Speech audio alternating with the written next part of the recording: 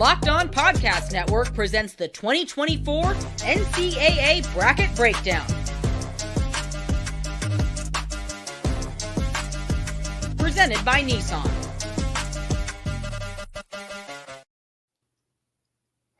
Welcome into the 2024 Locked On Bracket Breakdown. I'm your host, Tenitra Batiste, alongside me and our co-host of Locked On College Basketball, Andy Patton and Isaac Schade. We aren't here just to break down favorites and upsets, although there will be a lot of that. We're also here to walk you step by step through filling out a winning bracket for your office or friend pool. We'll have local insight from across the field of 68, as well as gambling advice from our Locked On Bets insider. So break out your pencils and paper brackets. It's time for some madness. The 2024 Locked On Bracket Breakdown is brought to you by Nissan. Are you the kind of driver that likes to push things a little further? Ever wonder what adventure could be around the next corner? Take the Nissan Rogue, Nissan Pathfinder, or Nissan Armada and go find your next big adventure. Check them all out at nissanusa.com. Now let's get to it. Let's get to the brackets, starting with the left side. Okay, guys, real talk.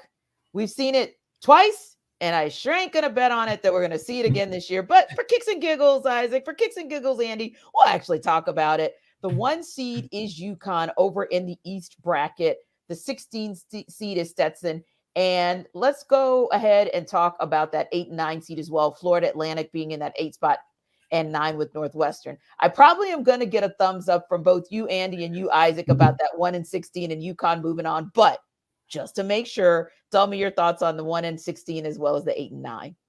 Let's put a number on it, Tenitra. One seeds are 150 and 2 all time against 16. So yeah, big thumbs up. Yep, 100%. UConn's going to advance here. Shout out to Stetson for being in the big dance. It's been a long time since they're here, but yeah, they're not going to get much of a chance here. Yeah, Andy, I got to agree with you guys on that as well. Andy, what about FAU? You see them advancing, or are you giving that nod to Northwestern? You know, I love Boo Buie at Northwestern, really talented guard. I like veteran guard play, but FAU's got a lot of it as well. John L. Davis, Elijah Martin, Dusty May, fantastic coach. To me, give me FAU. Sets up a nice matchup between two teams that were in the Final Four last year, between UConn and FAU in that round of 32. Absolutely. Same for me, Tenitra. I love the experience of FAU. Elijah Martin, whom Andy mentioned, is one of my favorite athletes in the tournament. Is this Dusty May's last ride in Boca Raton? We're going to find out, but I love getting 2 of these Final Four teams from last year squaring off in round 2. All right. So if we're picking Florida Atlantic, Isaac, to come out of that 8-9 game, and we obviously all agree it'll be UConn coming out of that as well. But do we see an 8 possibly upsetting a 1? We do see a possibility of it, again, because FAU has that experience from last year, because everyone came back. Dusty May did a great job keeping this team together. But, Tenitra, UConn is the number 1 overall seed for a reason. These dudes are for real. Tristan Newton, Donovan Clingan, Alex Caravan, Cam Spencer, and on. UConn's moving on to the Sweet 16. And Andy, as much as we like the veteran presence that FAU has, like Isaac said, we can't take away the fact that UConn has by far been the most consistent team across college basketball this season. They're too deep. They're too talented. I love FAU. I think they're going to put up a heck of a fight. But yeah, it's going to be the Huskies in this one. So, hey, I'm going to go ahead and do a cheat code, and I'm going to go ahead and put my UConn in because you guys said so. And I'm going to put my FAU in because you guys said so. But then I'm also going to put my UConn in again because guess what? You guys told me to do it. So I'm doing my bracket, and I'm going to definitely come back and circle back. If they're busted, it's on you guys. We'll take all that blame, Tenitra. Bring it on. Bring it. All right. So let's make a little jump down the bracket, and we're going to talk about kind of that next space where it always gets tricky. Your 5-12 and your 4 and 13. So for 5-12, Andy, we got San Diego State, and then we've got UAB in that 12 spot. We also have Auburn in at number 4 over in that East bracket, and Yale at 13. Where do you kind of see that playing out as far as the 5-12 and then as far as the 4 and 13? Tenitra, I typically have quite a few 12-5 upsets or 13-4 upsets, and I got a handful here in this bracket, but I don't have any here. I think San Diego State and Auburn are both going to advance. San Diego State only finished 5th in the Mountain West, which is a little surprising, especially since they earned far and away the best seed in March Madness here, but UAB barely snuck into the tournament. No disrespect to them, but I just Final Four last year, and Auburn, very deep team, very talented team. Janai Brome has been playing some just excellent basketball as of late. And while I think Yale is a quality team, they played some good teams in the non-conference, got some nice wins, and managed to beat a Princeton team or get past a Princeton team in the Ivy League tournament. And I think they're a solid squad. But yeah, give me Auburn and San Diego State both advancing here. I think the only time in this bracket that I have both the 4 and the 5 advancing. Interesting. How about you, Isaac? Interestingly, I am right in line with Andy on this one. Okay. Props to UAB, as he said, for getting here and doing that, knocking off. Or, South Florida doesn't win the AAC, so we have a bid thief situation there. But San Diego State behind Jaden Ledee, who is one of my favorite players in the entire nation, a big dude, an absolute stud. San Diego State, a third Final Four competitor from last season who was in the top half of this East bracket, moves on where they will face the Auburn Tigers. Bruce Pearl's team is rolling. They just won the SEC tournament championship on Sunday, leading just earlier on Sunday afternoon, leading up to the selection show. Great stuff there. Again, great for Yale getting past Princeton and then beating Brown on a buzzer beater to win the Ivy League championship. So, for all of these schools, it's just an honor to be here. But Auburn is going to take this one and play San Diego State in the second round. I like it. So it's Auburn and San Diego State in the second round for Isaac. You too, Andy? Yep, me too as well. And I think I'm going to take San Diego State to advance here. I think okay. To me, it's going to be a Janai versus Jadon matchup, Ledee and Brome, and how that kind of shakes out in the front court for those two teams. Auburn, I think, has a lot of depth, but San Diego State has been here before. A lot of guys back from a team that went all the way to the Final Four. Brian Dutcher's a phenomenal coach. I think the matchup between him and Bruce Pearl going to be a fun chess match on the sidelines. But give me the Aztecs being able to advance here. So Andy, this is where you're so stinking wrong. Ooh. Auburn moving on past the Aztecs. They can't make it back to the Final Four this year. Auburn's rolling on. You talked about how great Janai Broom's playing, and then you poo-pooed it with Jaden Ledee. Janai Broom, Jalen Williams. The Tigers are rolling on where they will face UConn. I know we're not getting there yet, but man, what a fun matchup that'll be. Definitely Auburn and not the Aztecs of San Diego State.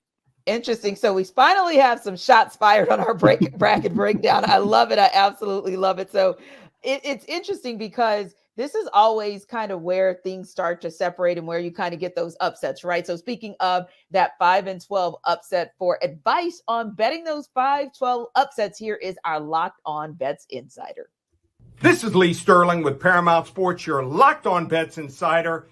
Everyone loves to watch and bet the number 5 and 12 seed games. Why? The number 12 seeds have gone 53-99, almost 35% since the field was expanded to 64 teams in 1985. My top 2 number 12 seeds to win straight up this year, James Madison, money line, plus 175 versus Wisconsin. I think Wisconsin's energy is going to be sapped up after playing Purdue and also Illinois in the last 2 games, 4 games straight here. The Duke's 31-3. They average almost 85 points per game. And Grand Canyon, money line also, plus 175. Bryce Drew's team, 3rd appearance here in 21 and 23. I expect them to perform better and get at least to the 2nd or 3rd round. They're a top 50 scoring defense and offense here. Take a money line. For more insight and game selections, make sure to follow me on social media at Paramount Sports and check out ParamountSports.com. So guys, let's go down the rest of this East bracket and let me see where you kind of land there as well. Another one that oftentimes is an upset special is the 6-11. You got BYU and Duquesne that are going to be duking it out, no pun intended. Andy, which one of those teams are going to come out of that matchup? And then, of course, we got the Fighting Illini, number 3 Illinois at number 14 against number 14 Morehead State. Who ends up moving on from that duke out, that matchup? I'm really chalk so far on this bracket. I got both BYU and Illinois advancing here. Duquesne, kind of like UAB, they snuck into the tournament by winning, by stealing a bid. I think they're a good team. They were one of the better teams in the A10 at the early part of the season. They sort of struggled down the stretch, carried some momentum in here, but I think BYU is a bit underseeded as a 6th seed. I think they're going to roll here. Illinois playing some really good basketball as of late. Really nice run through that Big Ten tournament. Morehead State, I don't think is going to be able to hold much of a a chance here against Illinois. And I got another chalk matchup here, 3 versus 6 in the second round. Yeah, Isaac, it was such a crazy weekend and such a crazy championship week. That Illinois-Wisconsin game was one of the few I actually got to watch, and I was pretty impressed by what Illinois was able to do. Oh, that's right. Terrence Shannon Jr. scored a career-high 40 points this weekend in one of the Big Ten games. Great stuff. They're rolling. He, along with Marcus Damask, is just such a dynamic 1-2 punch for the Illini. Yes, I have them over Morehead State as well. And in that first game, BYU as well. Now, something to keep in mind with BYU, there is a lot of potential back and forth for them because they rely so heavily on the 3-point shot. Yeah. When it's going down, it looks good for Mark Pope's team. When it's not, things can be a little bit different, especially when they're not playing at that elevation like they do at Provo. But shouts to Duquesne. As Andy said, that A10 was one of the wildest tournaments we had last week, where all 4 of the top 4 seeds lost in the quarterfinal rounds. But a great run for Duquesne, but it ends here. And then we get BYU and Illinois in the second round. Andy and I, once again, with the chalk, and we apologize. It's okay. It's fun. It's kind of fun when you guys disagree, but it's kind of cool when you guys agree too, because it means that we're kind of lockstep in what we see. But now here it comes, and whether or not you're going to agree once again, are we talking Illinois, BYU? Who moves on? Which way we going? I'm going with Illinois. I think Andy. BYU is going to have a tough time defending up against Coleman Hawkins and against the guards, like Isaac mentioned, with Damask and Terrence Shannon Jr. And they're too reliant on a 3-point shot. I think Illinois has got enough length to be able to slow them down, make life a little bit difficult for the Cougars. I think they'll put up a good fight, but I think Illinois has been playing good basketball as of late, and that'll continue and push them into the Sweet 16. Yeah, I agree, Andy. I think that the Coleman Hawkins, Vicini Traore matchup should be a lot of fun inside there. But man, it's just one of those things where if you're Mark Pope, you look at the scouting report and you're like, man, what if we schemed against Marcus Damask and just shut him down? Well, then here comes Terrence Shannon Jr. scoring about 87 points on you and vice versa. So just too much offensive firepower for Illinois. But be advised, folks, Illinois has a terrible defense. They are 93rd at Ken Palm defensive efficiency. That offense, elite, 3rd, but that defense could be their undoing, but I don't think it will be yet. I've got them moving past the Cougars. Indeed. And let's look at the final 2 matchups in that East region. Number 7, Washington State, number 10, Drake, and then number 2, Iowa State, number 15, South Dakota State. Andy, you want to talk about some catching fire at the right time and getting hot at the right time? Definitely we could say that about Iowa State. But first things first, Washington State versus Drake. Who you got? Iowa State versus South Dakota State. Who you got? Look, I couldn't go fully chalk for the entire bracket or the entire region here. So I like this Drake team a lot. Tucker DeVries is one of the best players in the country that hasn't gotten as much attention. He's 6th in the country in scoring, really talented power forward. His dad, Darian DeVries, is the head coach at Drake. This team took out Indiana State in the Missouri Valley Conference Tournament. And Washington State's really good. Kyle Smith is a phenomenal coach, really good X's and O's, does a lot with maybe not as much resources. That's why he's been so successful at Wazoo. But I think it ends here. I think Drake is a 10-7 upset. Those don't get as much attention because they're pretty close in the bracket. But I think Drake's going to advance here and get an opportunity to take on an Iowa State team that I fully expect to advance over South Dakota State. Yep, agreed, Andy. And the interesting thing here is that these games are in Omaha, and Washington State's traveling all the way across the country, where Drake's going to be pretty close there. And so in some ways, it's one of those geographical bummers for the Cougars, who had a shot for a while at either getting the final Pac-12 regular season championship, but just couldn't win enough games down the stretch. I'm right with you for everything you said about Drake. I love DeVries. He is a dynamic scorer. If you haven't seen him, you need to. Here's the problem. When they face Iowa State in the second round, Iowa State, by the way, who's going to beat South Dakota State. I just saw this team in person this weekend at the T-Mobile Center in Kansas City. They are a dominant force on defense, where they're the number 1 team in the nation defensively at Ken Palm. I cannot wait to see that matchup, Andy, of Iowa State's defense against Tucker DeVries. It could be epic. What do you think? Yeah, I'm with you. I think Iowa State advances there. They're too good. They're too talented defensively, too long, too well coached with TJ Otzelberger. I think Drake's a good team, and I think they have a great chance of being in that round of 32, but I'd be pretty surprised if they find a way to pull off an upset and get into the Sweet 16. Yeah, and that's a great call about location because when you think about UConn, it's like, yeah, you're just going to travel down to Brooklyn, not a big deal. Mhm. And that's, that's one of the positives and one of the pluses of being that number one seed overall. You kind of put in position to hopefully get you to the Final Four. So that'll make for interesting, even if FAU does get there. They're talking about traveling to Brooklyn. And then, of course, you've got the next round, as we called it here. San Diego State and Auburn will be in Spokane.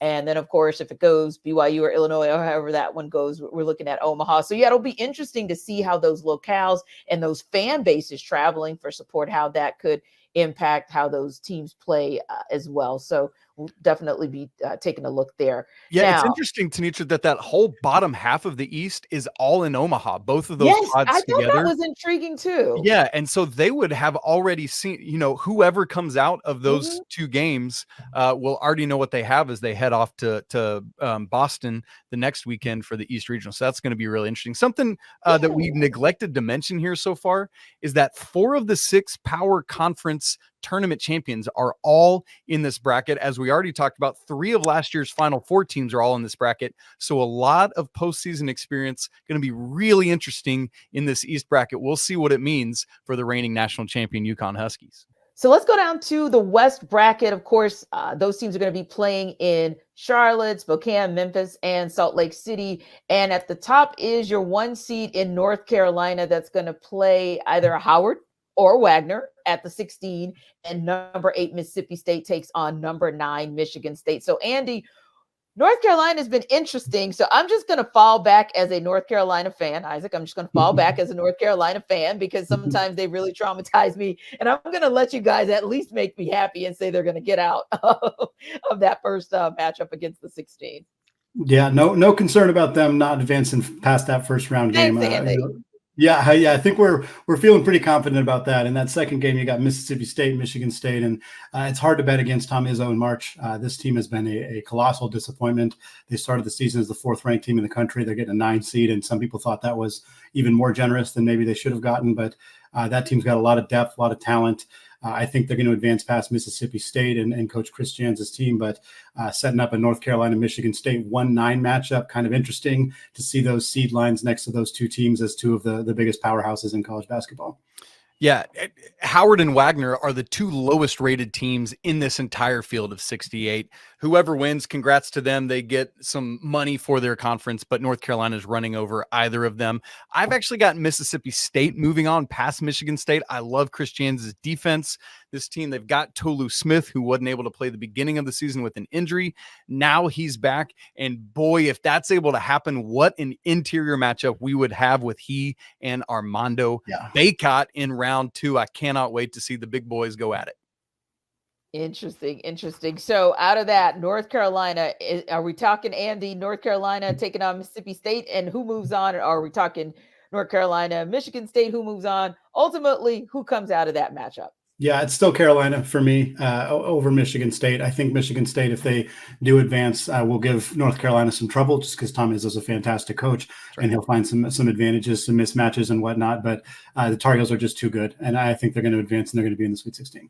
Yep. Okay. Andy and I chose different teams to come out of that 8-9 game, but the result of the second round's the same. Tar Heels are moving on. They got humbled a little bit in the NCAA or the ACC tournament on Saturday night against NC State. Tenitra's wearing her red glasses to prove it. And, but North Carolina is going to be locked and loaded. They're moving on to the Sweet 16. Indeed. So let's talk about one of the fun ones. At least it's been fun for me. It seems like every time I tune in to watch that 5 seed St. Mary's, they're winning a game. So they've been fun to watch the entire season. And then they'll take on the 12 seed Grand Canyon. Alabama's in that 4 spot and Charleston is the number 13 seed. Where do we see those 2 matchups landing, Isaac? Well, I went back to the chalk, and it's so funny, even though we have all these 5-12s we know we're supposed to pick. St. Mary's, who had a difficult, troubling start to the season, has really figured it out, ended up winning the West Coast Conference regular and conference tournament championships. And so I know Grand Canyon is a great team with Bryce Drew as the head coach, a man who has one of the single greatest shots in NCAA tournament buzzer beating history. But St. Mary's for me is moving on in this one, where they will play the Alabama Crimson Tide, Nate Oates and his team. I love what Charleston brings to the table, but Alabama just too much. And so we're going to get St. Mary's and Bama in the second round. Isaac, it is my turn to chastise you for your picks here. Dang it. I not only didn't go chalk for one of these, I didn't go chalk for either of these. I got a 12-13 matchup in the second round here. Give me Grand Canyon over St. Mary's. The Gales lost Joshua Jefferson, their starting power forward, about 2 weeks ago. They did manage to beat Gonzaga once without him, but they lost badly the other time these two teams played. Mason Forbes has stepped into the starting lineup. He is offensively pretty anemic, great defender, great rebounder, doesn't do much offensively. Feels like they're playing 4-on-5. I think Grand Canyon and Bryce Drew can exploit that. Tyon Grant Foster is one of the best mid-major players in the entire country. I think St. Mary's going to have trouble with him. And on the other side here, Alabama just doesn't defend anybody. One of the worst defensive teams at that Power 6 level that we've seen all year long. Charleston is an incredibly well-coached team. They're a disciplined team. They're a 30-win team last year. I picked Charleston to be a 12-5 upset last year. The team that they played last year was San Diego State, who went to the Final Four. So if I jinxed it and I'm sending Alabama to the Final Four, I apologize, especially to our leader, Zach Blackerby, the host of Locked On Auburn. But we will see if that happens. But I think we could be seeing a fun mid-major matchup between Grand Canyon and Charleston in the second round there. Andy, how wild would that be if Alabama did that a year after they were the number 1 overall seed and fell off? So that would be pretty crazy. Tenitra, just moving on, I'm actually going to stick with St. Mary's to beat Alabama in this game. I know, as Andy said, they're down a little bit, but it's, for me, a rally the troops, circle the wagons moment. Andy talked about Alabama's defense. I mentioned earlier how woeful Illinois is defensively. Alabama is even worse. They can bomb away from three, just like BYU we talked about earlier, but the defense does not back it up. St. Mary's going to the Sweet 16.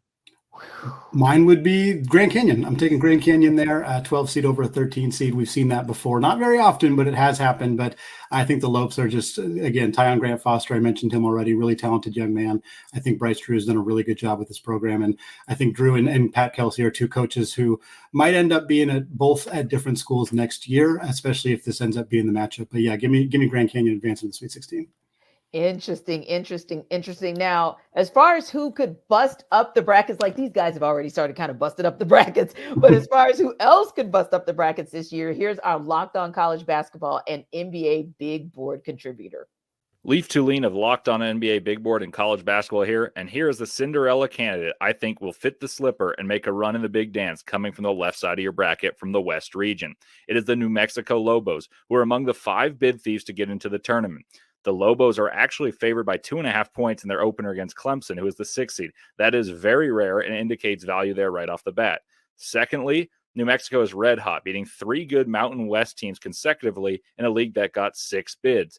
What is prioritized in March? That's experience and guard play. The Lobos have those in spades, as they are led by a terrific trio of Jalen House, the son of Eddie House, Jamal Mashburn Jr., the son of Jamal Mashburn, and Donovan Dent, all 3 of whom score 15 points or more per game, and they are joined by a blossoming NBA draft prospect in JT Toppin, who has 13 points per game and 9 boards. The Lobos are favored against Clemson and then would face a susceptible to potent offense's 3 seed in Baylor, who ranks poorly in the defensive metrics. Ride with the Lobos, howling beyond midnight, and enjoy the madness.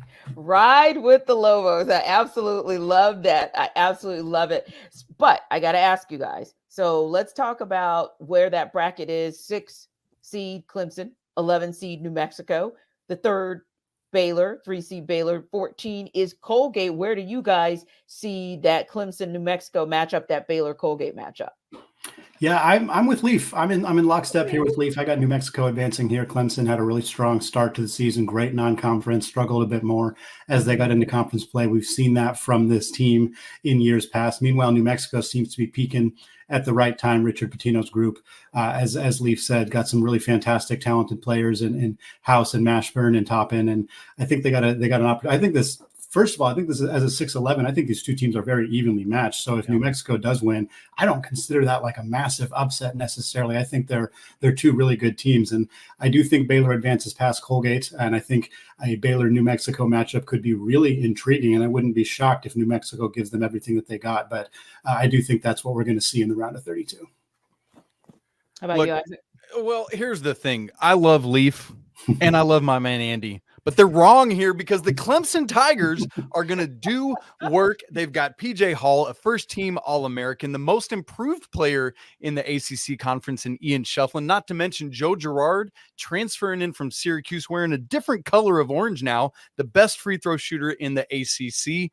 And a whole host. Chase Hunter running the show. I know that New Mexico is hot right now, but Clemson, who's Clemsoned a little bit this year, is going to figure it out right here and bring it home. And they'll be playing Baylor. Now, look, Colgate has been dominant again this season, won their regular season by like 6 games. Tenitra, ridiculous stuff. But Baylor is going to win that basketball game. All right, guys. Well, Cam Stewart with Locked On Baylor has more on the Bears seeding.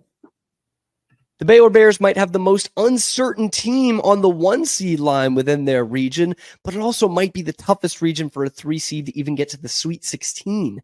I'm Cam Stewart from Locked On Baylor. The Bears are the 3 seed in the West region. They are headed to play the Colgate Raiders in Memphis in the first round. That is Friday that they will be taking on Colgate. The number 1 seed is North Carolina, the number 2 seed Arizona. So those are the 2 to look out for, and nothing to sneeze at. Alabama on that 4 line right behind them. But the Bears got to get past the second round first in order to face one of those 2 teams.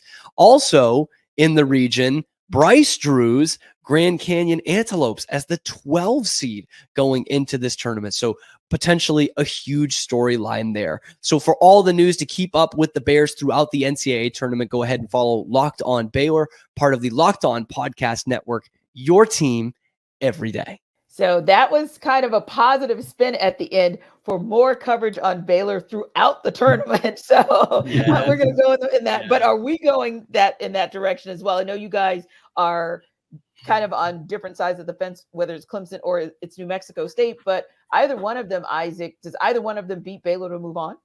I do have Clemson winning this basketball game over Baylor. I enjoy Baylor. I like their team. Jacoby Walters, one of the best freshmen in the entire country, but Clemson just too much, too physical for them. And look, while we've got 2 Drews in this region, there's only 1 Pitino in the entire NCAA tournament. It is Richard, the son of Rick Pitino. St. John's didn't make it. Andy, I don't know. Is New Mexico going to get on past Baylor here?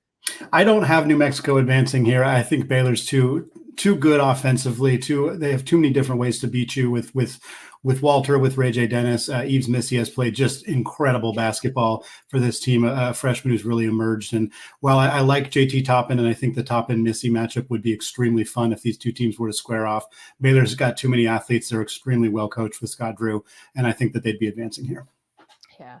And then we look to our 7 and 10 seeds where you start to see kind of the tightening up, for lack of a better term, of the competition. And then you've got the 2-15. Now, the 7-10, of course, you've got Dayton, that 7 seed, Nevada, that 10 seed, Arizona as your 2 seed, and a Long Beach State team that still has a coach. Technically, that Monday they kind of found out they wouldn't have as a coach, number 15 Long Beach State. All right, guys. Isaac, who comes out of that 7-10 matchup? Who comes out of that 2-15 showdown? I actually have Nevada winning this one. Dayton has been a little up and down, weird, topsy-turvy for me. Like as highly rated as they've been in the computer polls, just didn't do enough actually winning basketball games. Dayron Holmes, though, one of the best big men in the entire country, is a lot of fun to watch, but I've got Nevada winning that game. And then Tommy Lloyd's team, yes, Long Beach State, what a hilarious story with Don Monson getting fired on Monday and winning the conference tournament over the weekend. But Tommy Lloyd's Wildcats, led by Pac-12 Player of the Year Caleb Love, going to get the win there. I am also going with Nevada, which means I realized in this region I have the 9, 10, 11, 12, and 13 seeds all advancing. Definitely not chalk in the West region. Nevada's played some great basketball as of late. I think the Mountain West is a superior conference to the A-10 this year. I think they face better competition. Right. Dayton's Deron Holmes is fantastic. Nevada's got some really good players as well, and I think they got a chance to pull off the upset here. And I do believe they'll face Arizona. I want to shout out the Gonzaga connection between this Arizona and Long Beach State matchup. Dan Monson was the head coach of the Gonzaga team that went to the Elite Eight in 1999 before Mark Few took over. Tommy Lloyd was an assistant coach shortly after that for 20 years at Gonzaga before taking that job at Arizona. These 2 guys have known each other for decades. I think that makes this a very fun little bit bittersweet matchup for Dan Munson because pretty realistic chance this is the last game he coaches as a head coach in college basketball. Yeah. And it's going to be interesting because, 18 seasons and who could have kind of saw it ending in this way for him. But like you all said, we look to Arizona to move on and we look to Nevada to move on. When we see that matchup, kind of how do we see that playing out?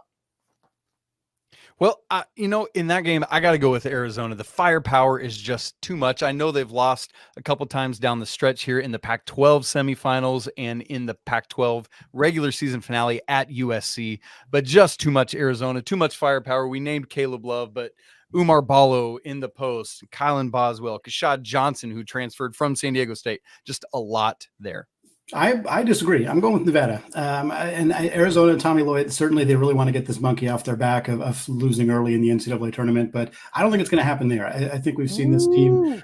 They lose to Oregon State in the regular season. They give up 100 points to Stanford in the regular season. Like I think teams have started to figure out how to beat this Arizona team. They have a tremendous amount of talent. They live and die a lot by Caleb Love, and that experiment has not always gone well, even though he has had a phenomenal season away from Chapel Hill. I think Nevada, they're a top 40 defense, top 40 offense. They slow the pace down. I think if they can dictate pace, force Tommy Lloyd's team to play a little bit outside of their comfort zone as a team that likes to run and gun, I wouldn't be surprised if Nevada, especially if they shoot it well, pulls off a pretty big stunner here and advances to the Sweet 16. It's going to be interesting to see how this thing goes down. Listen, we are just getting started. The right side of the bracket poses interesting first-round matchups, including Gonzaga getting the dreaded 5-12 matchup. Will they survive and advance? We're going to find out. But first, this week's March Madness bracket highlight is brought to you by our friends at Nissan. Each week, we're picking one team that stands out. A team that's pushed it further than the rest. Just like any of the all-new 2024 Nissan SUVs, these guys were able to take it to the next level. The UConn Huskies can only be described as an armada. This top-seeded team is as hardcore as it gets out there, so it's no wonder they've landed the top overall seed in the NCAA tournament. They're one of the favorites to win it all despite 4 of the 6 power conference champions standing in their way in the East region. So take the Nissan Rogue or Pathfinder or Armada and go find your next big adventure. Shop nissanusa.com. The bracket breakdown is also brought to you by Amazon Fire TV, which is your destination for sports. From live games to highlights to in-depth analysis. Fire TV offers amazing viewing experiences with smart TVs, as well as the Fire TV stick that you can plug into your existing TV to provide access to millions of movies and TV episodes. I, at my house, literally have an Amazon Fire TV stick on every TV in my house. I love the layout. I love the user experience. I love the little remote that's got buttons for me to go straight to Hulu or Disney Plus or Netflix or whatever. Fire TV recently created Fire TV channels to deliver a constant supply of the latest videos from your favorite sports brands, all for free. That includes all of us here at the Locked On Network. Not to mention, the Fire TV channels have great news, entertainment, gaming, travel, and cooking videos as well. So check out Fire TV channels on Fire TV and Alexa devices. If you haven't done so, you should. Trust me on that. To learn more, visit amazon.com/LockedOnFireTV. welcome back to the 2024 Locked On Bracket Breakdown presented by Nissan.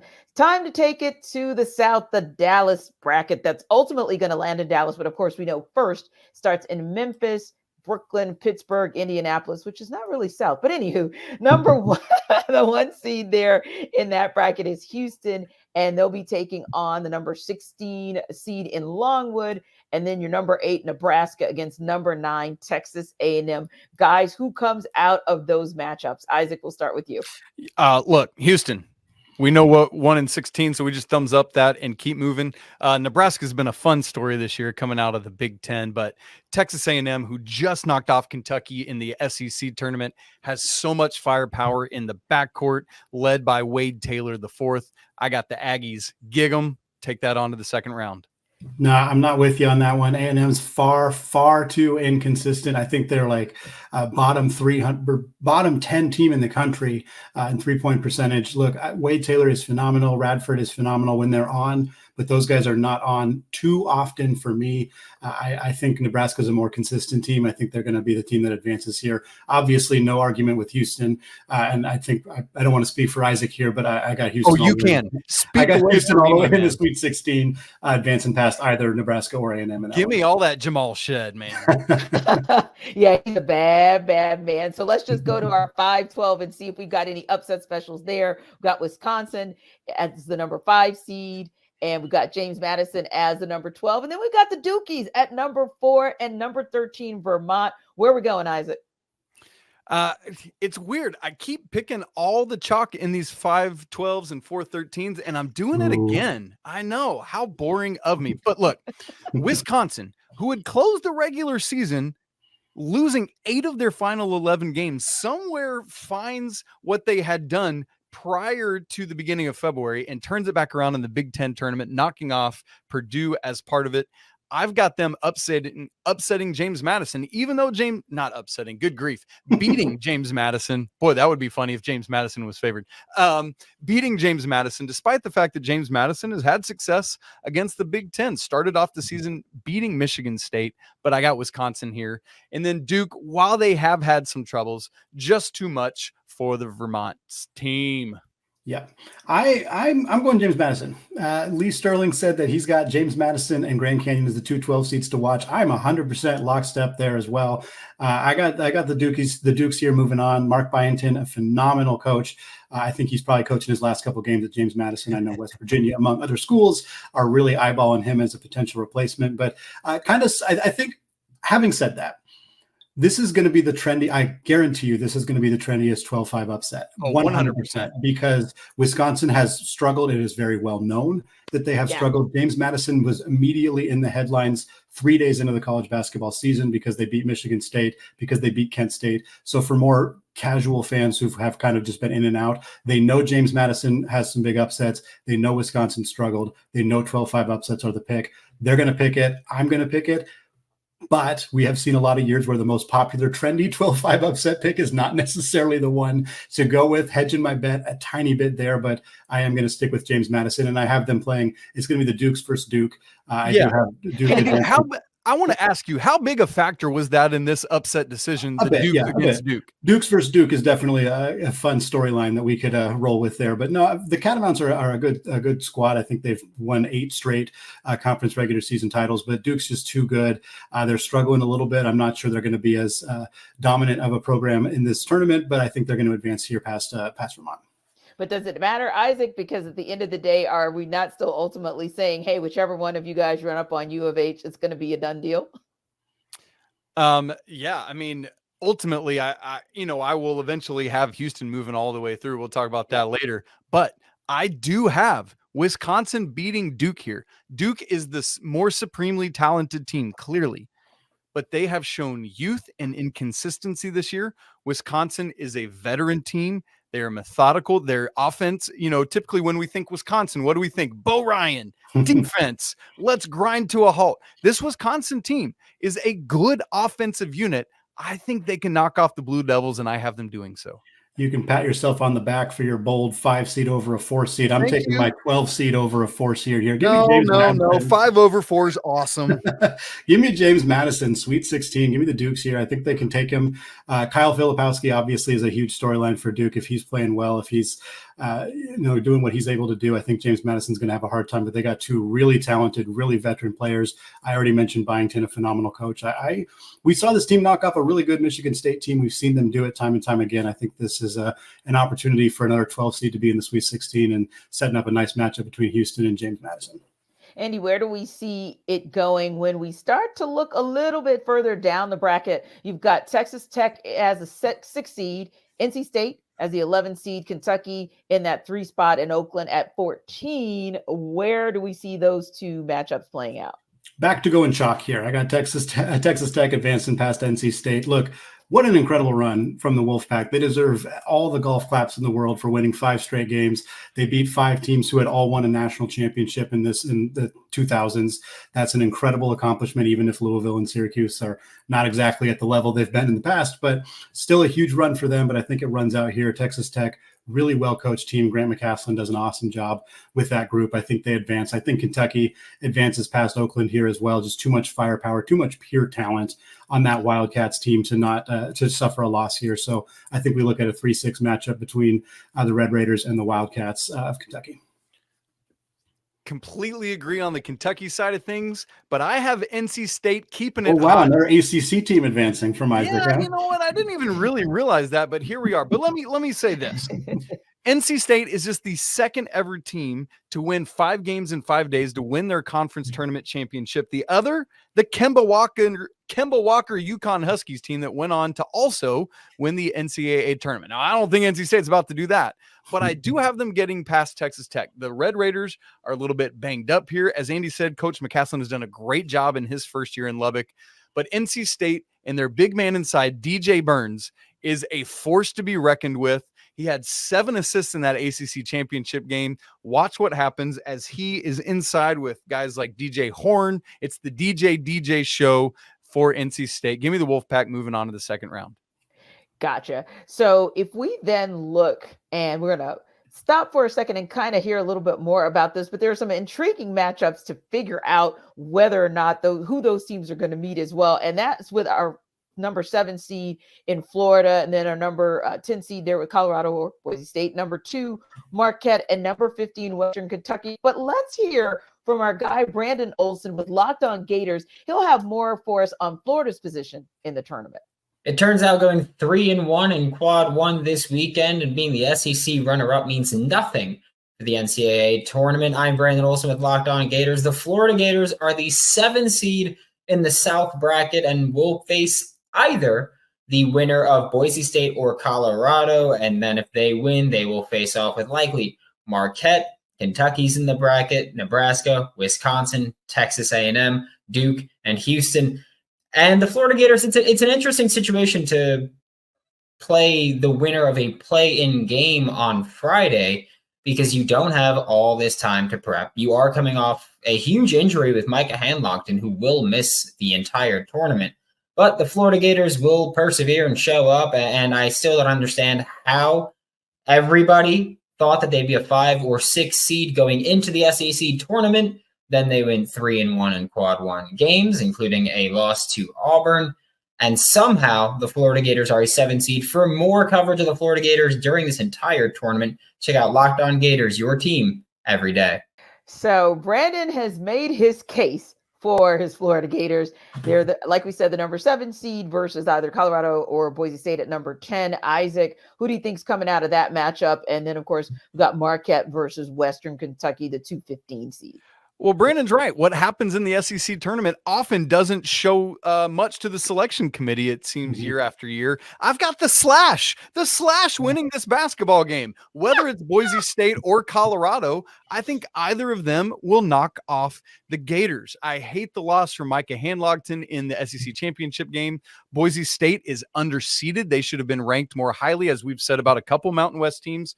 Colorado has so much talent. KJ Simpson, Cody Williams, another one of the best freshmen in America, Tristan Da Silva. This threesome can really put it together. They've struggled with some consistency this year, but I honestly, truly like either of these teams to beat Florida. And then Marquette, Tyler Kolek is ready to go according to Shaka Smart. We'll see what happens this week, but they're going to beat Western Kentucky. Yeah, I hate the Handlockton injury for Florida. I'm curious if that made an impact on them getting seeded at a 7 when, yeah, I can totally understand BO's argument for them being a 6, maybe even a 5 seed. But Todd Golden, phenomenal coach for the Gators. He's a very analytical mind, I think takes a lot of research. I think the fact that he won't get as much time to prep for his opponent is something that could impact the Gators. I'm with Isaac 100%. Boise State or Colorado, whoever wins that game, which is going to be a really fun game, by the way. Yeah. That team, I think, advances past Florida. They end up playing Marquette, who, even if Kolek's not at 100%, they're going to advance past Western Kentucky. We'll see if that impacts them a little bit further down the line in this tournament. But I think you're going to see Marquette playing either Boise State or Colorado in that second round. Okay. And when we go to that second round, where do we go from there? Because we're still looking to see who's going to meet the Vaughn at U of H. But where are we going in that second round? Who moves on from there, Andy? I got Marquette moving on. I got Marquette and Kentucky playing each other, fairly chalk right there. But I think for starters, if that ends up being a matchup, wow, that's going to be an incredibly fun basketball game. Two high-level offenses, two extremely talented guard rooms. That's a really fun matchup, and I think that's what we're going to end up seeing coming out in the Sweet 16 there. I got the exact same. Nothing more to say about it. Let's keep trucking. Love it, love it, love it. We are going to keep trucking along. We're headed to the Midwest round 1. And of course, Midwest will be in Detroit, but they'll start off in Indianapolis, Salt Lake City, Pittsburgh, and Charlotte. So let's go up to the top seed in this particular region. We're talking Purdue here. And of course, number 16 will be Grambling or Montana State. And then we look at number 8 Utah State against number 9 TCU. Let's take those matchups first. And guys, let me know where you're landing. Isaac. I got Purdue. It ain't going to be last year, baby. They're moving on. No sweat, no worries at all. And then Utah State Aggies. Man, what a story they have been this year. Great stuff. The 8 seed Utah State Aggies moving on to face Purdue. It's not going to be the same story for Purdue. I'm with you. I would love it if Montana State and Utah State advanced, because Montana State's coach, Danny Sprinkle, took the job at Utah State last year. That'd be kind of a fun storyline, but it's not going to happen. Purdue is advancing. I do also have Utah State, the Aggies. I think they were underseeded, like we've talked about with a handful of Mountain West schools. It's the team that was in first place in the Mountain West for the vast majority of the season. 8 seed felt a little bit disrespectful in my mind. Really talented program there, and I think they advanced past TCU. And do we see Purdue or Utah State coming out of that matchup? Oh, it's going to be Purdue. I love Utah State. I'm excited about the matchup inside between one of the best names in college basketball, Great Osobor, against Purdue's National Player of the Year, presumptive dude, Zach Edey. But those sophomore guards have grown up. Purdue moves on to the Sweet 16. No, I'm picking a stunner here. I think Utah State would need a great performance from Osobor, but I think they could get it. I think Purdue, I know they're kind of the team that you can dunk on a little bit because of the loss of the 16 seed last year, but we've seen Purdue be susceptible to some teams that can play the style that Utah State can play. They're a really well-coached team. They can pack it in, force Zach Edey to get rid of the basketball, force those guards to beat them. I do agree with Isaac. Those guards are vastly improved from where they were last year, Braden Smith and Fletcher Lawyer. But apologies to the Lawyer family. That's right. Yeah, big apologies this time. I think Utah State is going to send a message that the Mountain West deserves to be a little bit better seated, and I think they're going to advance here and shock the world. And you can't pick all the 1 seeds to be in the Sweet 16 every year. That's no fun. So I think this is the opportunity where Purdue could fall a little early, and certainly that would continue the reputation that Matt Painter has unfortunately already gained for not being able to win in March. Yeah, and if this is the year where you don't see all the ones get to the Sweet 16, I mean, nobody would be shocked. It's been cray-cray before we even got to March Madness officially. Let's go down to Salt Lake City with the 5-12 matchup between Gonzaga and McNeese, and the 4 matchup between N13 Kansas and Samford. Andy, where are we going? Yeah, I'm staying chalk here. Gonzaga versus Kansas in the second round here. McNeese, great story. Will Wade is a phenomenal coach, takes this job over after everything that went down at LSU. Team went on a 10-game winning streak even before he got back from his suspension. But here's the deal. McNeese played one team that made the NCAA tournament, and it was UAB, who only made the tournament on the legitimate last day because they pulled a surprising run in the AAC. This is just not a team that has played enough talented, experienced teams to be able to be as prepared for this game as they need to be. While I like Will Wade as a coach, give me the Zags. That outside of that loss to St. Mary's in the WCC championship, they were red hot for the last 6 weeks of the season, playing some phenomenal basketball. They have enough size, enough experience, guard play with the way Ryan Nembhard's been playing lately. I think Gonzaga advances. And look, Kansas is susceptible. They're susceptible right now. If Hunter Dickinson and Kevin McCullar, I kept trying to say KJ Adams, if those two guys are not at 100%, even if they play, if they're not at 100%, there's just no depth for this Jayhawks team outside of the four key starters, Adams, Dickinson, McCullar, and Juan Harris. They just haven't gotten a lot of other performances. If those two guys are banged up at all, Samford, they play a unique style of basketball. I think there's a chance here. Having said that, I am picking Kansas to advance. I just think that's a game to keep an eye on. Fair enough. Oh, give me Gonzaga. I thought about some McNeese and Will Wade, but Gonzaga too much, been playing so much better lately. And while I've been going a lot of chalk in this bracket, I will not be going with the rock chalk because the Jayhawks are going to lose to Samford. Buckyball, their pressure style, it's going to get to a short-handed potentially, but definitely no depth Kansas team. What do you do against pressure, which Samford brings literally every possession? You need depth. Kansas doesn't have it. Will Hunter Dickinson be full go? Will Kevin McCullough be full go? We don't know. But even still, the season-long thing has been Kansas struggles at the shooting guard position. Andy and I have talked about that ad infinitum. This is where it comes back to bite them. Buckyballs moving on to the second round.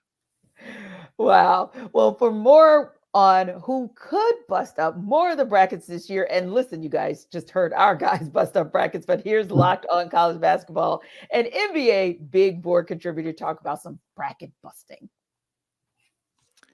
Leaf Tulane of Locked On NBA Big Board and Locked On College Basketball here. And here's the Cinderella candidate I think will fit the slipper and make a run in the big dance coming from the right-hand side of your bracket. This team sports a 30-3 record and have a coach with experience winning games in the big dance in Will Wade. They are the McNeese Cowboys. McNeese is led by a former Big 12 transfer in guard Shahada Wells, who scores 18 points per game, adding 5 assists per game. McNeese shoots a lot of threes, hitting 39% of them, which is good for 7th nationally. And then McNeese also forces a lot of turnovers at a high rate, sporting a steal percentage of 14%, good for 6th nationally. Additionally, this team has wins over the American Conference champion UAB, who is another 12 seed, by 21 points, beat Michigan by double digits, along with VCU, who is in the championship game for the A10 by double digits. They are also well ranked in KenPom and adjusted efficiency on offense and defense, ranking ahead of other teams that made the tournament from high majors. That's really hard to be, and they've done it well. McNeese plays a team in Gonzaga that was supposedly going to be a 6 seed. That is a 5 because BYU does not play on Sundays, so perhaps less warranting the seed line they possess. Gonzaga is a team that is heavily reliant on bigs to score, and McNeese has the ability to disrupt and take the ball away from guards and disrupt the ability to get the ball into the post, which is where Gonzaga makes their hay. And that makes this a very interesting game. The winner then would face either a dilapidated Kansas side that has struggled and could be without their best player in Kevin McCullough should they top the SoCon champs Samford. Samford also presses a lot and could beat Kansas, so you could see double upset madness coming from this side. Let's see if McNeese can cause chaos and mayhem in Salt Lake City. I'll be at the games expecting to see it. So Leaf is thinking he's giving McNeese maybe a little bit more credit than we did, but ultimately speaking, I want to hear what you guys think about who's coming out of that space to ultimately meet Purdue. I know that you guys are a little bit split there, but tell me from where we were before Leaf started to where we're going to be, who's going to meet Purdue? Well, Andy? Samford wins this basketball game. And why do I have to do this? Because one of my bold predictions preseason was that Gonzaga's Sweet 16 streak would end this year, and it happens at the hand of the Samford Bulldogs. I got to keep my bold prediction rolling, and this is how it's going to happen. How about That's you, why Andy? you have Creighton in the Final Four, right? Oh, you don't. We'll get there later. I got Gonzaga advancing here past Kansas in this situation. Again, Kansas is pretty banged up. We'll see how healthy they are. Graham Ike versus Hunter Dickinson, incredibly fun matchup on the low block. But I ultimately think the depth issue is going to be a problem for Kansas. I think Gonzaga, the way they've been rolling as of late, will be able to advance here. Again, for me, not playing Purdue, actually playing Utah State in that Sweet 16 matchup would be a really intriguing one. Yeah, interesting indeed. Let's go to the bottom of that Midwest bracket where we see South Carolina at the 6th seed. We see Oregon in at 11, Creighton at 3, and Akron at 14. How do we see those playing out, Andy? Yeah, I'm taking South Carolina and Creighton here. I don't think Oregon's very good. Shout out to them for winning the Pac-12 tournament. But this the is final Pac-12 tournament. Yes, the final Pac-12 tournament. I think Dana Altman saved his job. I think if he had lost any of those games, that he would be one of the coaches we would hear being on the chopping block. But he managed to find a way to get those W's, and now might get an opportunity if they do pull off a win to play his old school at Creighton. But ultimately, I think Lamont Paris and the Gamecocks are going to advance here. Really good job by him this year. This team was not expected to be anywhere anywhere near this conversation, and yet they are. I don't think Oregon's got the horses to win this one. Akron, funny story that they got into the NCAA tournament. Funny is maybe not the right word, kind of more tragic for Kent State, who unfortunately player made a mistake and committed a foul when he shouldn't have, and the team ends up losing because of that. But Creighton is so talented. They got some depth issues that I think could trip them up a little later in this tournament, but I think they advance here and they end up playing South Carolina.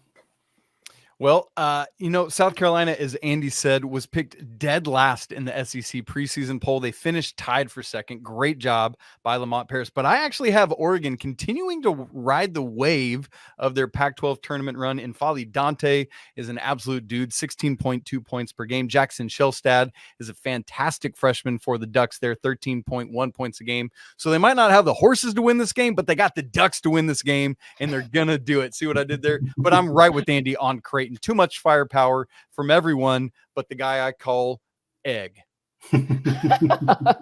All righty. So regardless of which one of those teams plays Creighton, whether it is South Carolina or it is Oregon, does Creighton come out of that matchup to move on? I have Creighton coming out. Yeah, I think, again, the top four guys they have in Alexander and Ashworth and Baylor Shireman and Ryan Kalkbrenner, those two, that group is just so good. And they're not getting a lot of contributions from anybody else, not from Mason Miller, not from Farabello, like some of the other guys. And I think that could trip them up later, but I think they're good enough to advance past South Carolina, such a dynamic offense, high scoring offense, especially when Ashworth is shooting well from deep. So give me the Blue Jays advancing into the Sweet 16. Got nothing different for me. Give me the Creighton Blue Jays. I had them, as Andy joked about, as a preseason Final Four team, and I'm not coming off of that in this game. Well, we will see what Andrew Lyon has to say about that. He is with our Locked On Gamecocks and has more on South Carolina's position in the tournament. The South Carolina Gamecocks are a number 6 seed, and anything else would have been wrong. I'm Andrew Lyon from Locked On Gamecocks. For the first time in 7 years, South Carolina will be going dancing in March Madness. The Gamecocks are a number 6 seed in the Midwest region, which I think is a little bit low. A lot of projections had them as a number 5 seed going to this bracket, but I don't think it's a bad deal at the end of the day. The big dogs in this region are the Purdue Boilermakers, the Tennessee Volunteers, and the Creighton Blue Jays. The South Carolina Gamecocks will be taking on the number 11 seed Oregon Ducks in the first round. The Oregon Ducks won the Pac-12 tournament championship, so they are definitely on a hot streak right now, and they're led by former Gamecock Jermaine Cousinard. For more on the South Carolina Gamecocks, subscribe to Locked On Gamecocks, part of the Locked On Podcast Network, your team every day. Well, we'll see if Andrew is right on that one or if you guys are right on the money with South Carolina. But ultimately speaking, let's go a little bit further down the Midwest bracket where we see Texas, the number 7 seed, taking on either Virginia or Colorado State at number 10. And of course, the 2 seed Tennessee will take on number 15 in St. Peter's. Where do you see those matchups going, Isaac? Well, I took the slashy earlier coming out of the play-in game, and guess what? It's happening all over again. Oh. I know Andy gave me a hard time about the ACC earlier, and so let's fix that because I'm going with Colorado State coming out of that game and beating Texas, who's been underwhelming a year after making it to the Elite Eight. And then, look, St. Peter's won against an SEC team coming out of that 15-2 matchup a couple of years ago when they knocked off Kentucky in the 2022 tournament. It ain't happening this year. Too much Dalton Connect. The Vols are moving on to round 2. I'm with you 100% here. I'm also taking this last year between Virginia and Colorado State, picking both opportunities for those 10 seeds in the play-ins to advance, in part because Florida's vulnerable with hand locked in. And frankly, I think Texas was a bit overseeded as a 7 seed. I don't think they're quite that good. And certainly when they're at full health, they can be really talented. And Dylan DeSue is a big factor for them. But ultimately, I'm taking the slash between Colorado State and Virginia. I think ultimately it is going to be Colorado State. Isaiah Stevens is just such a dynamic, talented, all-around guard, one of the better mid-major guards in the country. And I think that's what we're going to see advance there. And I do think that team, Colorado State, will end up playing Tennessee. Again, love the Peacocks, love the story. It was a phenomenal run a couple of years ago. The fact that they lined them up as a 15 seed against a dominant SEC team once again is pretty entertaining, but Dalton Connect is too good. I think Tennessee advances here. And Andy, is it Colorado State or Tennessee who moves on? Tennessee. Tennessee is just so good. Rick Barnes has had his issues. advancing in the NCAA tournament. There's no secret about that, no surprise there. But what he needed on this roster was a bucket getter type of scorer, along with all the defensive role players that they had around him. They add Dalton Connect. He's the perfect piece alongside Vescovy and Ziegler and Jonas Adu and everybody else on that roster. And I think we've seen them be susceptible to some losses at times, but ultimately when this team is on, they're really, really good. And I think they're going to find a way to play themselves into the Sweet 16 again. Yeah, shake off the rust of what you saw in the SEC tournament last week. Tennessee wins this game. Colorado State has been just too inconsistent, too up and down this year, particularly in Mountain West play. As great as Isaiah Stevens is, Tennessee has the defense to shut him down and enough offense to get it done. Move on to the Sweet 16. So what's the highest seed we could see make the Final Four, and which number one seed will fall first? We'll give you our picks, but first. The bracket breakdown is brought to you by LinkedIn. When you're hiring for your small business, you want to find quality professionals that are right for the role. That's why you've got to check out LinkedIn Jobs, which has the right tools to help find the right professionals for your team faster and for free. And thankfully, LinkedIn's not just some other job board. They've got a vast network of more than 1 billion professionals, making it the best place to hire. LinkedIn Jobs gives you access to professionals you can't find anywhere else and does all of that while making the process easy and intuitive. Beyond that, hiring is so simple when you have that many quality candidates. So easy, in fact, that 86% of small businesses get a qualified candidate within 24 hours. LinkedIn knows that small businesses like yours are wearing so many hats and might not have the time or resources to hire, so they're constantly finding ways to make that process easier for you. For example, they just launched a feature to help you write your own job descriptions. How great is that? So post your job for free right now at linkedin.com/lockedoncollege. Again, that's linkedin.com/lockedoncollege to post your job for free. Terms and conditions apply. Welcome back to the 2024 Locked On Bracket Breakdown presented by Nissan. So guys, it is time to move on through our brackets down to our Sweet 16. Let's take it to the East first. And Andy, I want you to take us through where you landed coming from 68/64 down to our 32 and ultimately to our Sweet 16. Who you got?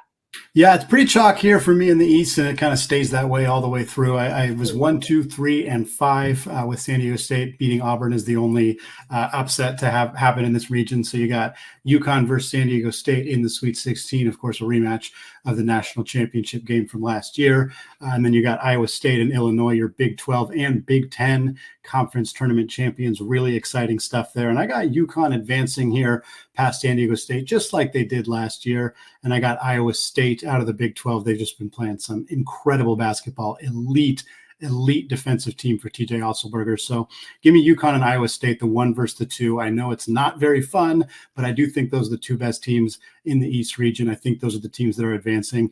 And give me the Huskies going back to the Final Four. No team who has won a national championship has even advanced past the Sweet 16 the following year, since Florida won back-to-back in 2007, 2008. But give me UConn going all the way to the Final Four out of the East region. Crazy to think it's been 15 years. But yeah, Right. Isaac, you definitely were in the UConn space, but maybe some of the other teams, that's where kind of we split and it's not so much chalk. Yes. Well, first, before we get lit up, Florida's back-to-back was 06 and 07. So I don't want Thank you. Brandon Olson jumping out at us here. But this is the one region where I do have chalk 1, 2, 3, and 4 in the Sweet 16. So UConn against Auburn. I'm going with the Huskies, breaking that streak that Andy was just talking about there, making it to the Elite Eight against Iowa State. Look, Illinois is such a good elite offensive basketball team, but Iowa State is the #1 defensive team at Ken Palm. I love this matchup because of that offense defense. Iowa State too much. We saw that against Houston in the Big 12 championship game. And then this is where I have my first 1 seed falling. Iowa State is going to knock off the #1 overall team in this tournament, the Cyclones, going to the Final Four with TJ Otzelberger. Whoa, you heard it here first. So let me make sure I make a note that this is where we kind of part the waters in that Eastern region. Well, Mark Zanetto with Locked On UConn has more on the Huskies' attempt to repeat. UConn is the #1 overall seed, right where they belonged. even before the rest of the number ones ended their regular season with a loss. Hi, I'm Mark Zanetto, your host of Locked On UConn. The Huskies open up the fence of their national title in Brooklyn Friday against the Stetson Hatters. The East bracket has the Big Ten champs, Illinois, the SEC champs, Auburn, the Big 12 champs, Iowa State, the A10 champs, Duquesne, and the AAC champs, UAB. But let's be honest, the reality is for those teams in every other bracket, it's UConn's dance. No matter how many challenges you put in front of Danny Hurley and his team, nothing is stopping the champs from going back-to-back in Phoenix. Go check out my show daily on YouTube and wherever you get your podcasts. This will be a fun few weeks as we are in the mix for number 6. I love it. I love it.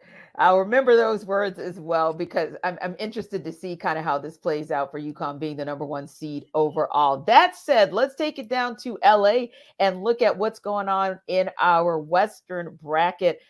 Isaac, we're going to start with you this time. Take us through from where you are seated with the Sweet 16 and bring us all the way to your Final Four. Yeah, my Sweet 16 had North Carolina and St. Mary's, the 1 and 5 seeds, and then Clemson and Arizona, the 6 and the 2. And North Carolina, look, St. Mary's, Andy talked about earlier, has some injury stuff going on right now. Just too much talent, too much depth and experience for the Tar Heels. RJ Davis, the ACC Player of the Year, a presumptive first-team All-American, takes the Tar Heels to the Elite 8, where they will face their former teammate, Caleb Love, and former assistant coach Steve Robinson against Tommy Lloyd's team. I love this matchup. The backcourt of RJ Davis and Caleb Love going off against each other. The front court of Armando Bacot and Umar Ballo. So much fun stuff. Pella Larson probably against Harrison Ingram. That should be a blast. 2 former Pac-12 player, or 1 current Pac-12 player and 1 former Pac-12 player squaring off. I love this matchup, but I have the North Carolina Tar Heels moving on to the Final Four. I love the North Carolina Arizona matchup. I think it'd be absolute blast. But I had Nevada upsetting Arizona in that second round. You shouldn't have done that, Andy. You shouldn't have done that. Too late. That's what we got going on. So I have North Carolina taking on Grand Canyon. I have Baylor taking on Nevada. So that's a 1, a 3, a 10, and a 12. A very unique bottom half here of the bracket. Again, it has been a season full of parity. So why not toss a couple double-digit seeds into the Sweet 16? I do got the Tar Heels advancing past Grand Canyon. I think just too much firepower for Hubert Davis's team, too much size in the front court with Bacot and Ingram. And I got Baylor over Nevada for a lot of the same reasons.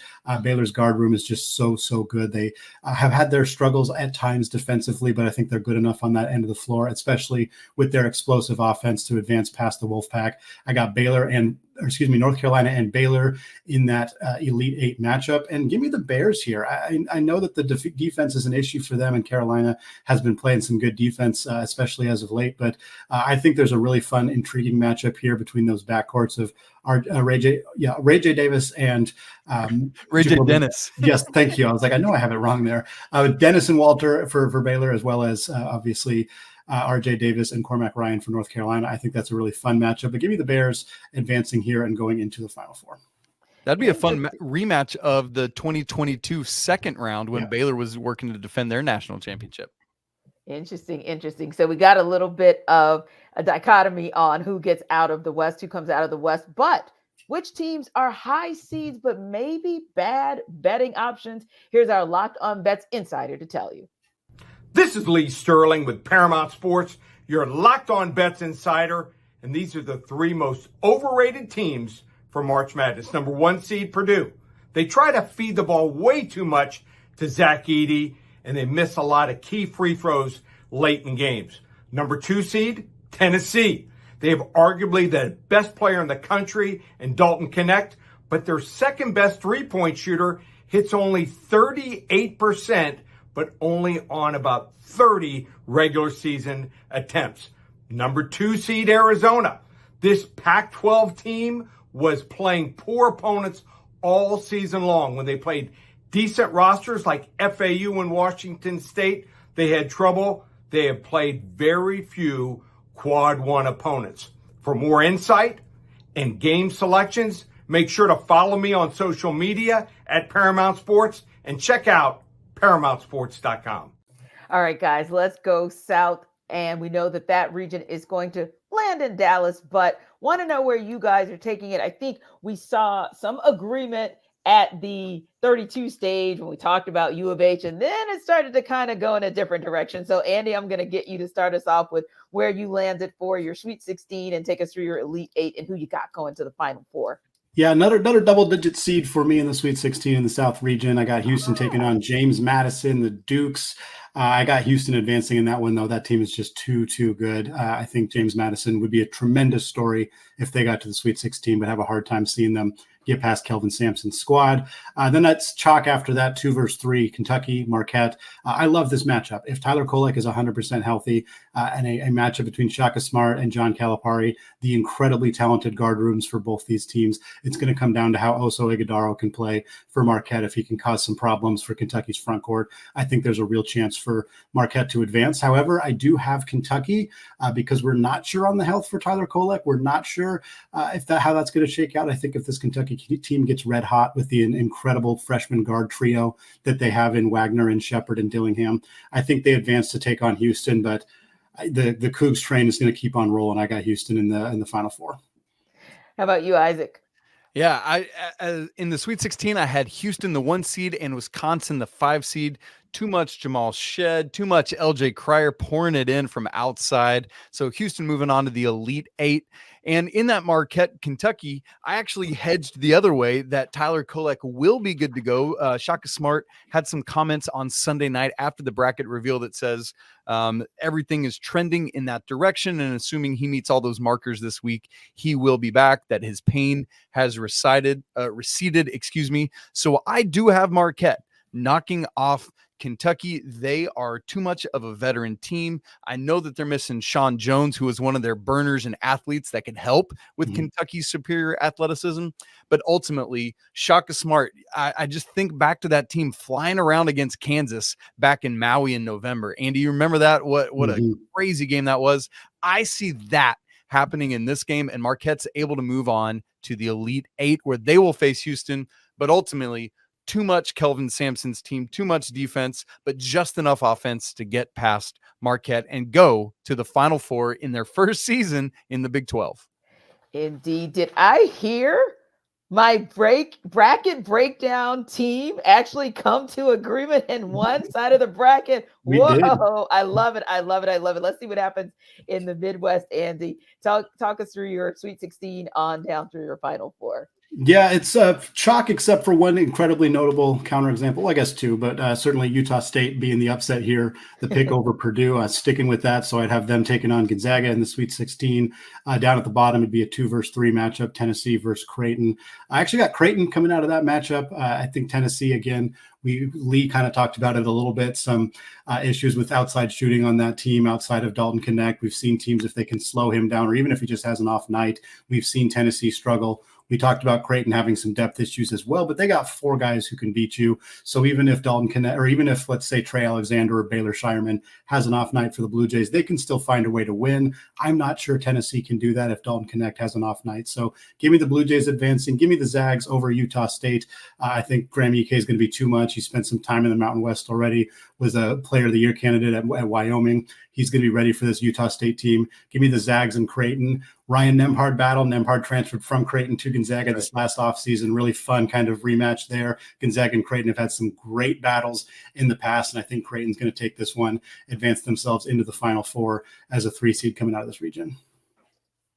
I had Purdue, the 1 seed, and Samford, the 13 seed in my Sweet 16. Look, one of the bracket things you folks need to know as you fill these out, you take your underdogs for a while, but once we get to the money-making time, you got to go with the favorites. Purdue over Samford to get to the Elite 8, and I have that same Creighton and Tennessee matchup, but I do have Dalton Knecht, Zakai Ziegler, Josiah Jordan-James, Santiago Vescovi taking over this game.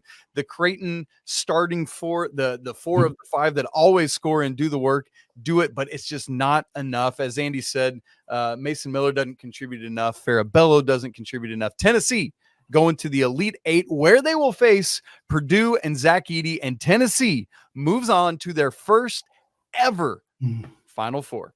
Whoa. Okay, you called it. This will be very, very interesting. Now, if you want to take those bracket busters to the bank, we got somebody to help you do it. Here's our Locked On Bets Insider. This is Lee Sterling with Paramount Sports, your Locked On Bets Insider. And these are my 3 sleeper teams for March Madness. Number 5, Gonzaga.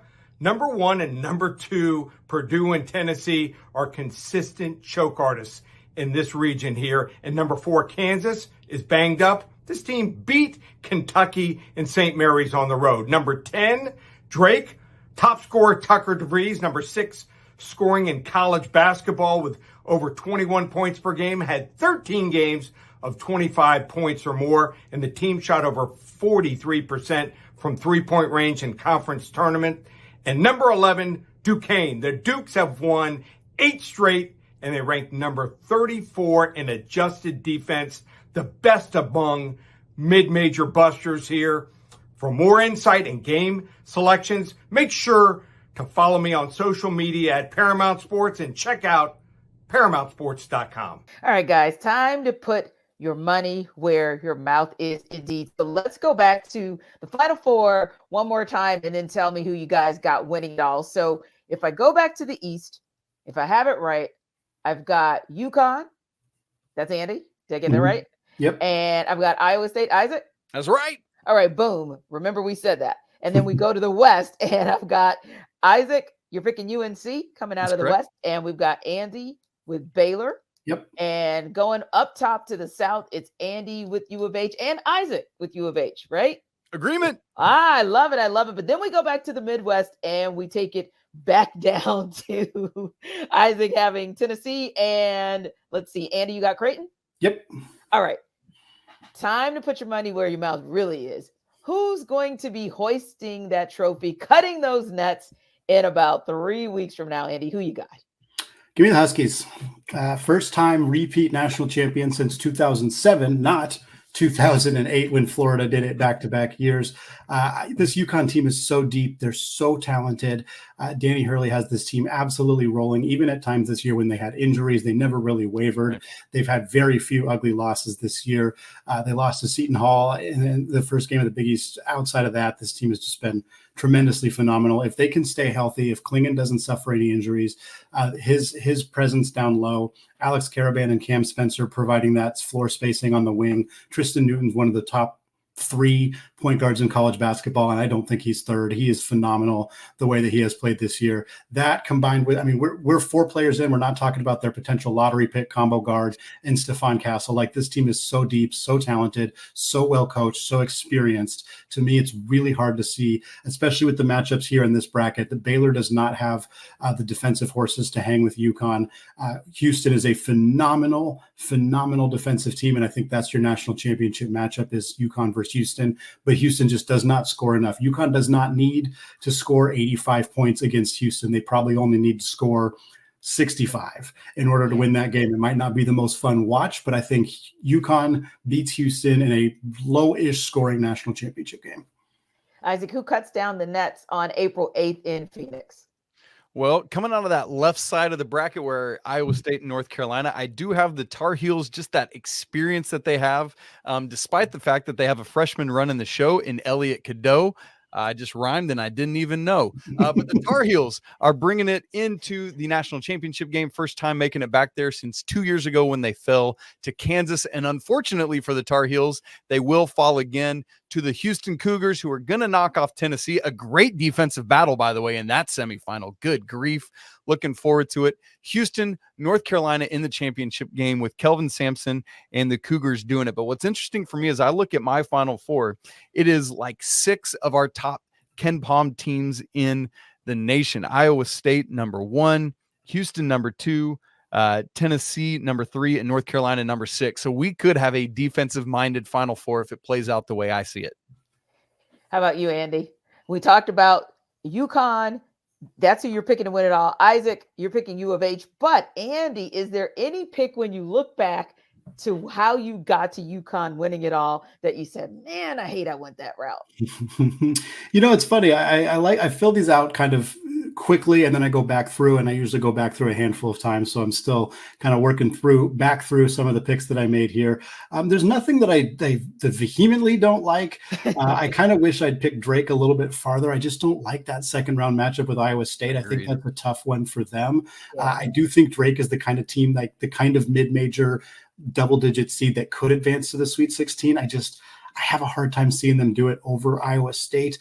So that's kind of the one that's tough. Obviously, Utah State over Purdue is a Hail Mary pick. I don't regret it because I think there's a real chance that we don't have just a bunch of one seeds in the Sweet 16 Elite Eight. This just has not felt like a year where we're going to see a whole bunch of one seeds and two seeds and three seeds all advancing. I think the data, I don't have the full data. We've talked about it a lot on Locked On College Basketball, but unranked teams beating ranked opponents at home was at a sky high rate this year. And so I think we're going to see some upsets. We're going to see some parity in college basketball. And so for me, why not pick a mid-major team, a Utah State team to advance here? I know it's a risky pick, but I'm sticking with it. I think there's a chance that we're going to see some Titans fall early in this tournament.